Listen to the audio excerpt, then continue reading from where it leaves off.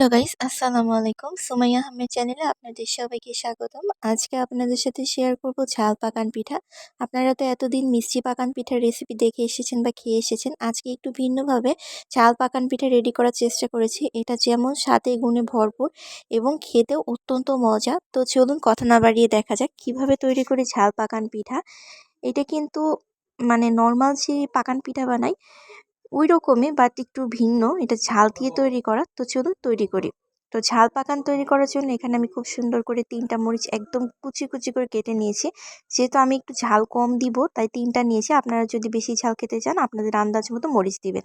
যে যেমন ঝাল খান। এখানে একটা পুরা বড় পেঁয়াজ কুচি করে কেটে নিয়েছি। একটা পেঁয়াজ সম্পূর্ণ দিয়ে দিয়েছি। এখানে দিয়ে দিয়েছি আন্দাজ মতো হাফ চা চামচের একটু কম আদা বাটা আর হাফ চা চামচের সামান্য একটু বেশি রসুন বাটা।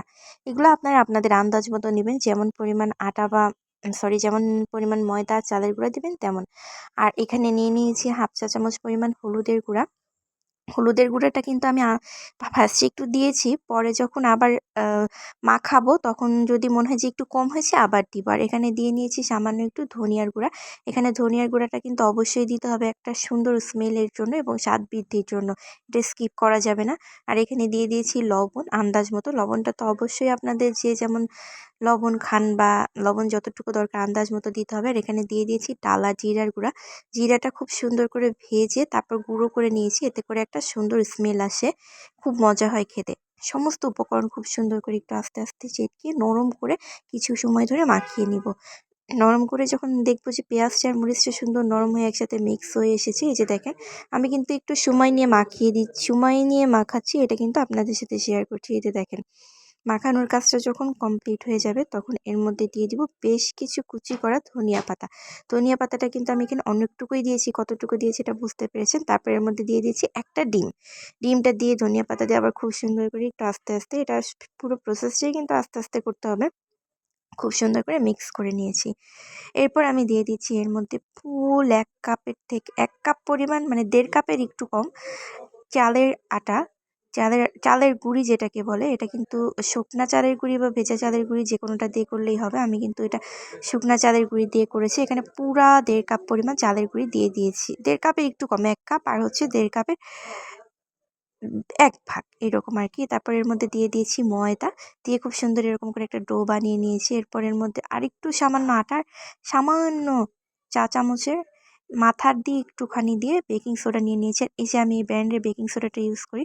এটা যেকোনো কিছুকে ফুলতে খুব সুন্দরভাবে ভাজা জিনিসগুলোকে ফুলতে এবং কেক বলেন, তারপর পিঠা বলেন যেকোনো কিছু খুব সুন্দরভাবে ফুলিয়ে দেয় এবং ভেতরে সফট এবং ক্রিসপি হয়।